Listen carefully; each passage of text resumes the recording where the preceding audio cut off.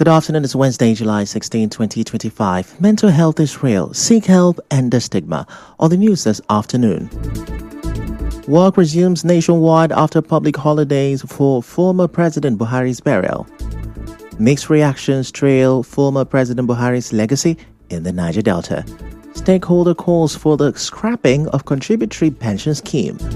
Court discharges former Ekiti governor of money laundering charges on the foreign scene. 20 killed in crowd surge at Gaza aid site. I'm Ifechuku Monyele with the news. Now, schools, public offices and banks will resume today across Nigeria after Tuesday was declared a public holiday for the burial of former President Muhammadu Buhari. His burial took place on Tuesday evening with his body lowered into the ground at 5:51 p.m. at home in Daura at Senate State. A 21 consulate from the military honored him as a retired army general. President Bola Tinubu, Niger Republic's Prime Minister Ali Lamin Zain, former Nigerian President Mahamadou Issoufou, and several African leaders joined governors, ministers, and other dignitaries in Daura for the final rite. 25 members of the Federal Executive Council will stay back in Daura for the third-day prayers happening today. His body was flown in from London earlier in the day. A 7-day national mourning was declared by President Tinubu starting Sunday, July 13, with flags flying at half-mast across the country. The special Federal Executive Council meeting, originally slated for Tuesday, has now been moved to Friday, July 18. As you may know, Muhammadu Buhari, who first led Nigeria as military head of state from 1983 to 1985 and then as a democratically elected president from 2015 to 2023, died in London on Sunday, July 13, at the age of 82 after a brief illness. Meanwhile, former presidential spokesman Femi Adesina says his former principal Muhammadu Buhari could have been long dead if he had used Nigerian hospitals. Speaking on Channels Television on Tuesday, Adesina said those who criticized the death of Buhari in a London hospital should understand that the former president had always used London Hospital before he was elected president in May 2015. He said the UK doctors were already familiar with Buhari's medical history and there was no need to change them. Adesina said some Nigerian hospitals lacked the facilities and expertise needed for the former president's treatment.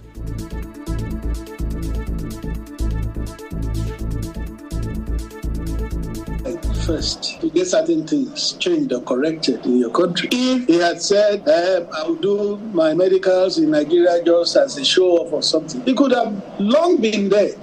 There would be expert needed in the country. But he needed to be alive to be able to lead the country to a point where we will have that expertise. So those who glibly talk of going abroad, they don't know that a man needs to be alive first before he can effect a change.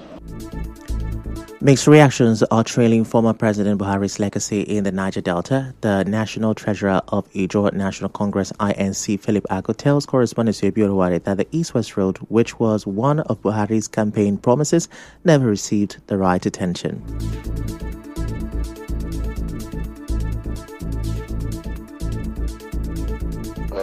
For us, the Niger Deltans, we cannot pinpoint critical infrastructural development that was carried out by his administration that we can feel, particularly the East-West Road. But one can quickly recall that the East-West Road was one of the campaign points that was raised by people who supported him. And we were thinking that one of the quick gifts given to the Niger Deltans is the quick fix of that East-West Road. But it remained in that bad state until its tenure completed. The INC national leader, however, said the level of peace enjoyed in the Niger Delta region during the administration of the late president was as a result of the award of the pipeline surveillance contract to an indigenous contractor from the region. The crisis in the Niger Delta at least was curbed to a reasonable extent.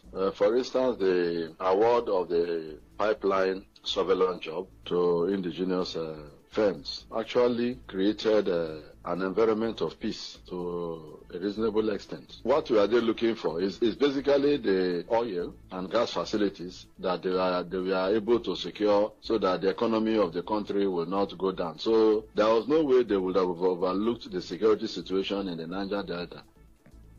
A public affairs analyst, Olaleko Ige, also spoke on this. You could also commend him for completing the new Niger Bridge, I should rather say now, that connects Anambra and Delta State, that is connecting Onitsha and Asaba. That's a major logistics timeline in Nigeria's economic sector to be able to get the second application.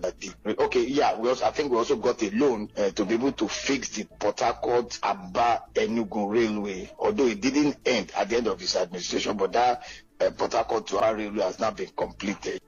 Ige also said the people of the Niger Delta, especially the Ogonis, will not forget the late former President Buhari because his administration ensured that HIPREP and the Bonny Bodo Road got adequate funding. Remember that the HIPREP kicked off under his tenure. He started prep and ensured that they got funding and they kicked off. Of course, you know that the Bonny Road also continued under his administration. And remember that under his administration, Nigeria Maritime Administration and Safety Agency did their own complex in GRA in Port Harcourt. Not much could be said about him in terms of East-West Road, even though I know that the contractor got additional funding under Buhari's administration, but I don't think we saw much of improvement East-West Road. Some Port Harcourt residents also expressed mixed thoughts about the legacy of former President Buhari. In his regime, he was a good president. I think even though today things are like this, but as at when he was alive, he was president, he was presiding on behalf of Nigeria as a president.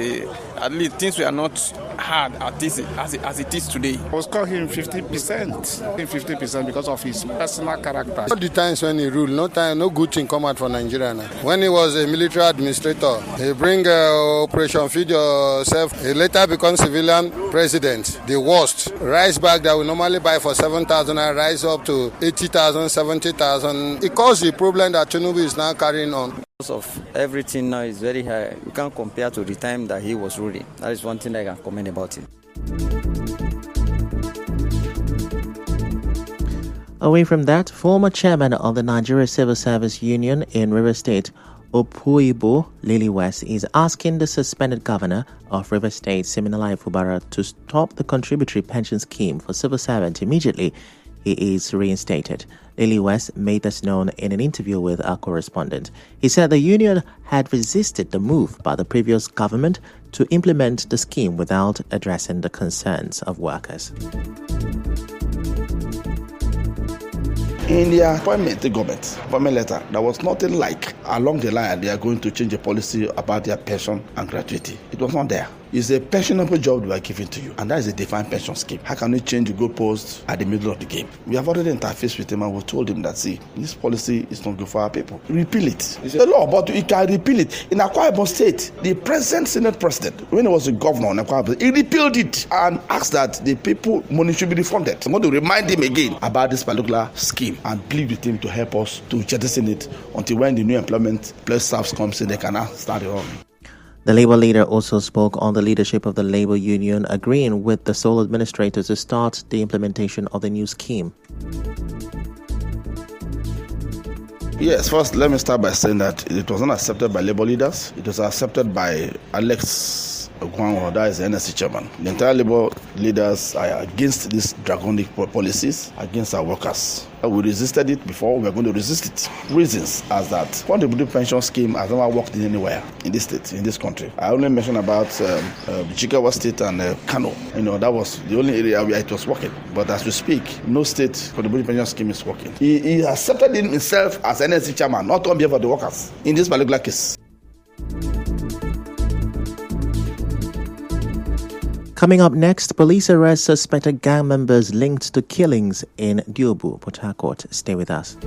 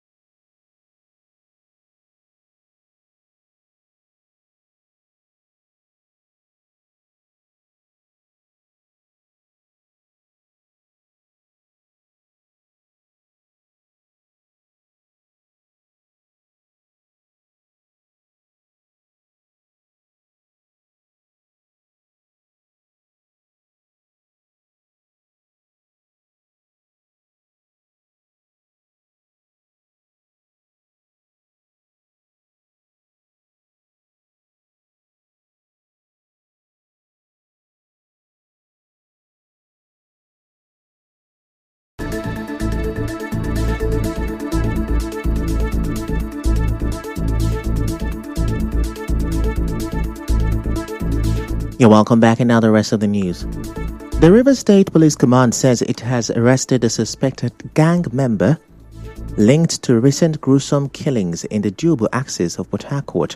Spokesperson for the command, Grace Iringekoko, in a statement said the suspect, 36-year-old Diseye Ukulu from Bayelsa State, but residing at number 25 Newi Street, Diobu, was arrested on July 9th through intelligence gathered by operatives of the Special Operations and Intelligence Team, SOIT, Hawk Tactical Squad, and the Anti-Cultism Unit in collaboration with the Diobu Vigilante Group. SP Iringekoko said Ukulu confessed to being part of a dreaded gang, prompting operatives to move swiftly to the residence of one Achionu Solomon Chukwuma, also known as Solex, where they recovered a Scorpion VZ-61 submachine gun, a fabricated English-made Beretta pistol, 20 rounds of 5.56mm live ammunition, 2 rounds of 9mm ammunition, a screwdriver, and a pair of sunglasses, all concealed in a black bag. She said the suspect and the recovered items are currently in custody, while investigations continue to track down other members of the gang.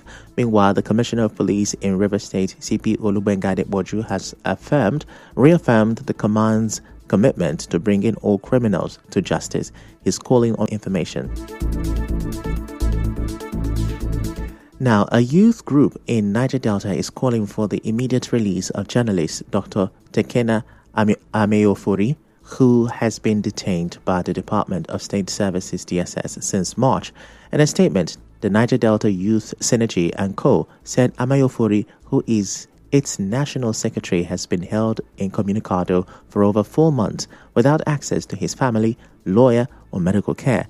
Ameofori, a former staff of AIT, was arrested on March 10 in Abuja alongside the group's president, Goodluck Braid. It said their arrest followed the petition they submitted to the executive secretary of the Nigeria Upstream Petroleum Regulatory Commission, Gbenga Komolafe, alleging massive corruption, including a 32 billion naira revenue gap uncovered by the National Assembly, poor regulation of the oil sector, and failure in gas flare policy implementation. The group says no formal charges have been brought against them and believes the DSS acted under pressure from officials named in the petition. An official of the Rivers State Civil Society Organization spoke on this. For any reason that the organization have any issues with the allegation raised Ameofori and his colleague, the best thing to do is to go to court. We think that these excesses by security agencies, especially DSS, that is notorious for attacking dissent, and those who plural views in this country must be condemned. We are aware that Ameofori has been one of the leading journalists who had been critical of government, who had always questioned corruption and illegal activities of our government institutions. He said Ameofori's lawyers have also petitioned the DSS asking that he be released on bail and granted access to legal counsel. The CSO said the actions of the journalist and his colleagues were peaceful and aimed at promoting transparency in the oil and gas sector.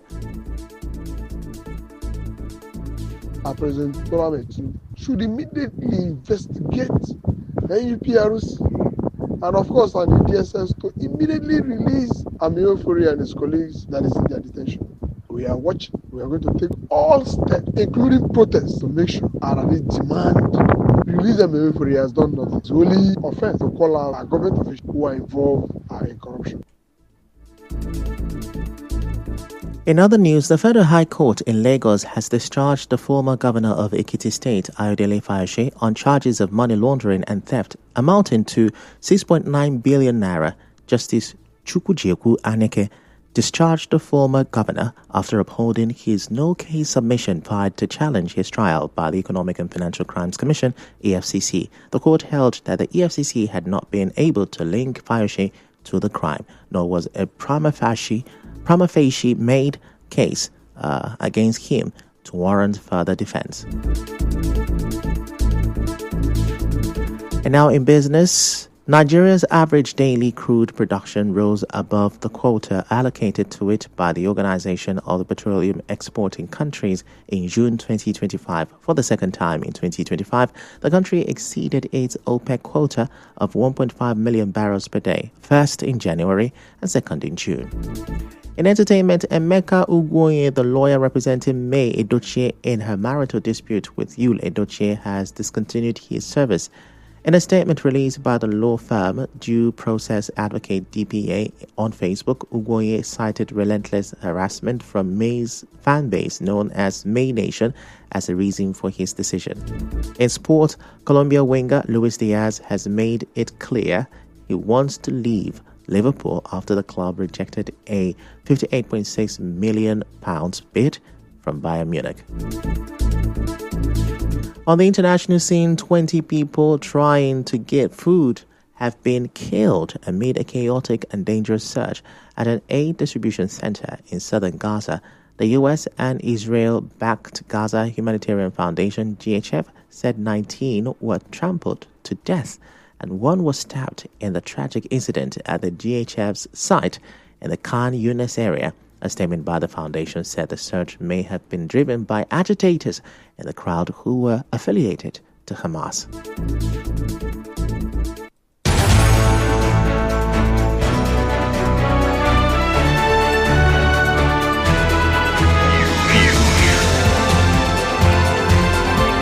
This is the news on 92.3 Nigeria.